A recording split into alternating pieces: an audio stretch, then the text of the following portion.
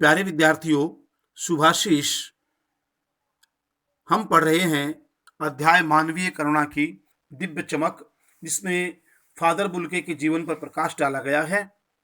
हमने अब तक पढ़ा है कि फादर बुल्के सबसे प्रेम करने वाले, करुणा की, ममता की साक्षात प्रतिमूर्ति थे। जब वे किसी व्यक्ति से मिलते थे तब ऐसा लगता था कि मानो करुणा के निर्मल जल में स्नान किया जा रहा हो। लेखक ने पूर्व में बताया है कि उनके दर्शन करना करुणा के निर्मल जल में स्नान करने जैसा था। उनसे बात करना अपने आप को कर्म के संकल्प से भर देना था।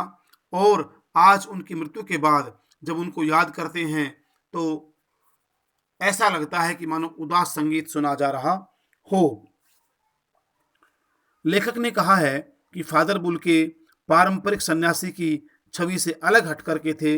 वे पारंपरिक सन्यासी की भांति विरक्ति का भाव नहीं रखते थे। सबसे मिलते थे, सबसे प्रेम करते थे। 10 वर्ष के बाद ही क्यों न मिले, कुछ समय के लिए अवसर निकाल करके वे अवश्य ही मिलते थे। इसके साथ साथ उन्होंने कहा है कि जब मेरा पुत्र और मेरी पत्नी की मृत्यु हुई तब उन्होंने मुझे धैर्य दिया, अर्थात निराशा के भाव को आशा में बदल दिया। कहने का अर्थ यह है कि फादर बुल्के एक ऐसे महामानव थे जो करुणा की, दया की साक्षात प्रतिमूर्ति थे।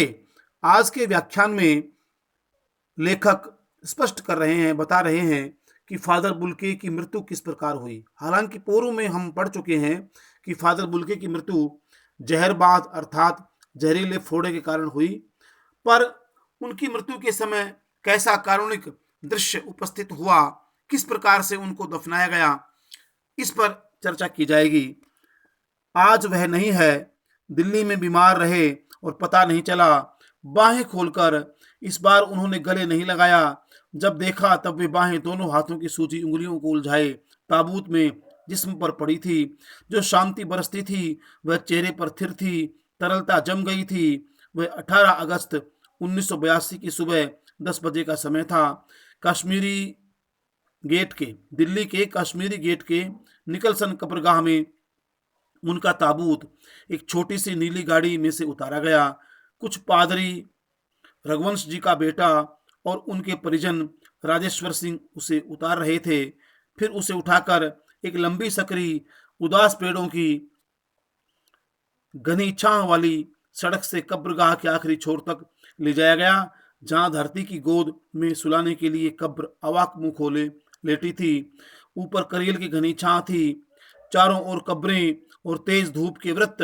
जैनेन्द्र कुमार, विजयेंद्र स्नातक, अजित कुमार, डॉक्टर निर्मला जैन और मसीह समुदाय के लोग, पादरीगण, उनके बीच में गैरिक वसन पहने इलाहाबाद के प्रसिद्ध विज्ञान शिक्षक डॉक्टर सत्यप्रकाश और डॉक्टर रघुवंश जी भी, जो अकेले उस सकरी सड़क की ठंडी उदासी में बहुत पहले से खामोश दुख की किन्हीं अपरिचित आहटों से दबे हुए थे, सिमट आए थे कब्र के चारों तरफ। लेखक कहते हैं कि 18 अगस्त 1982 की सुबह 10 बजे दिल्ली के निकलसन कब्रगाह, जो कश्मीरी गेट पर स्थित है, वहां एक नीली गाड़ी में से उनका शव उतारा गया। उनके साथ थे पादरी रघुवंश, जो उनके अभिन्न मित्र थे, उनका बेटा था, और उनके परिजन राजेश्वर सिंह जी थे, जो कब्र को उनके शव को ताबूत सहित उतार रहे थे गाड़ी में से। उसके बाद उनके शव को एक लंबी घनी छांव वाले पगडंडी के रास्ते कब्र तक ले जाया गया। कब्र के पास जो लोग थे उनमें साहित्यकार जैनेन्द्र कुमार, विजेंद्र स्नातक, अजित कुमार, डॉक्टर निर्मला जैन और मसीह समुदाय के लोग, जो पहले से ही वहां मौजूद थे। इसके साथ साथ थे इलाहाबाद के प्रसिद्ध विज्ञान शिक्षक डॉक्टर सत्यप्रकाश, डॉक्टर रघुवंश भी, जो अकेले उस ठंडी सड़क की उस एक दुख भरी खामोश छाया वाली जगह पर अपरिचित आहटों से दबे हुए थे, अर्थात वे सब उदास थे। सबके मन में फादर के चले जाने का दुख था। वे सारे कब्र के पास सिमट आए। ये लोग पहले से ही मौजूद थे, पर जब फादर का शव लाया गया, ताबूत समेत उतारा गया और उस ठंडी छांव वाली पगडंडी के रास्ते कब्र तक लाया गया, तब वे सारे सिमट कर कब्र के चारों ओर आ गए थे। कहते फादर की देह पहले कब्र के ऊपर लिटाई गई। मसीह विधि से अंतिम संस्कार शुरू हुआ। रांची के फादर पास्कल तोइना द्वारा, क्योंकि फादर बुल के एक ईसाई थे, अतः उनके धर्म के अनुसार ही उनका अंतिम संस्कार करना आवश्यक था। जब उनके शव को लाया गया और कब्र के अंदर उतार दिया गया, तब मसीही समुदाय के जो लोग थे, अर्थात ईसाई धर्मगुरु जो थे, वो अंतिम संस्कार करने के लिए वहाँ उपस्थित हो गए। उनमें थे रांची के फादर पास्कल तोइना। उन्होंने अंतिम संस्कार की विधि में भाग लिया था। उन्होंने हिंदी में मसीही विधि से प्रार्थना की। फिर सेंट जेवियर्स के रेक्टर फादर पास्कल ने उनके जीवन और कर्म पर श्रद्धांजलि अर्पित करते हुए कहा, फादर बुल के धरती में जा रहे हैं। इस धरती से ऐसे रतन और पैदा हों। डॉक्टर सत्यप्रकाश ने भी अपनी श्रद्धांजलि में उनके अनुकरणीय जीवन को नमन किया। फिर देह कब्र में उतार दी गई। लेखक कहते हैं कि सबसे पहले एक नीली गाड़ी में फादर के शव को ताबूत के द्वारा कश्मीरी गेट पर स्थित निकलसन कब्रगाह में लाया गया।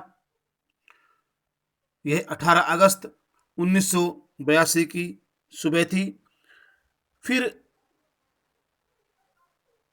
उनके शव को ताबूत सहित गाड़ी से उतार करके एक ठंडी छाया वाली पगडंडी के द्वारा कब्र तक ले जाया गया।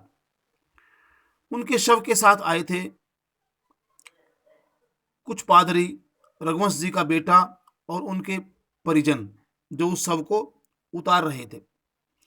इसके साथ साथ उनकी जो कब्र थी, उस पर करील की ठंडी छां थी। करील एक वृक्ष होता है जिसको हमारे यहाँ हरियाणा में कैर भी बोलते हैं, जिससे टीट नाम का फल लगता है। आपने टीट का अचार खाया होगा, जो कैर के अचार के नाम से बंद डिब्बों में पैक मिलता है। इस करील वृक्ष को ही हिंदी में, या हम कहें कि जन सामान्य की भाषा में, कैर नाम से पुकारते हैं। रसखान जी के अध्याय में इस कैर की चर्चा आ चुकी है। करील की छान कोटि कहो कल धोत के धाम, करील के कुंजन ऊपर वारो। 9वीं कक्षा में रसखान जी ने कहा था कि करोड़ों सोने के महल भी श्री कृष्ण जिसके नीचे विश्राम करते थे, उस करील या कैर की छाया पर मैं वार सकता हूँ, उस वृक्ष पर वार सकता हूँ। तो उस कैर वृक्ष की ठंडी छां थी जिसके नीचे वो कब्र बनी हुई थी। जो व्यक्ति वहां मौजूद थे उनकी चर्चा भी आई है। जैनेन्द्र कुमार, विजेंद्र स्नातक, अजीत कुमार, डॉक्टर निर्मला जैन, पादरीगण और इलाहाबाद के विज्ञान शिक्षक डॉक्टर सत्यप्रकाश, रघुवंश जी, ये वहां पर मौजूद थे। रांची के फादर पास्कल तोइना द्वारा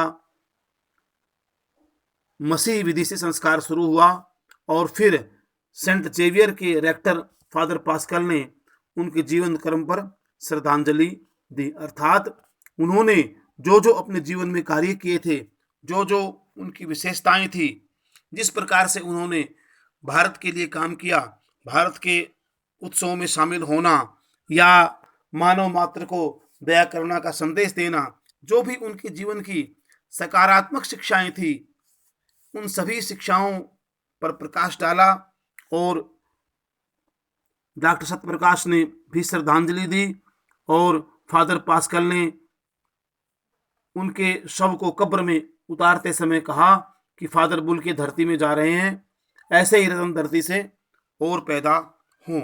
इस प्रकार से उनको अंतिम श्रद्धांजलि दी गई। प्यारे विद्यार्थियों, हमने आज के व्याख्यान में फादर के अंतिम संस्कार के बारे में पढ़ा, वहाँ कौन कौन मौजूद थे इस बारे में पढ़ा।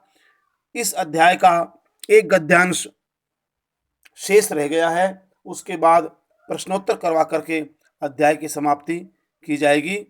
आपसे मुलाकात होगी आगामी व्याख्यान में। तब तक के लिए नमस्कार, शुभाशीष।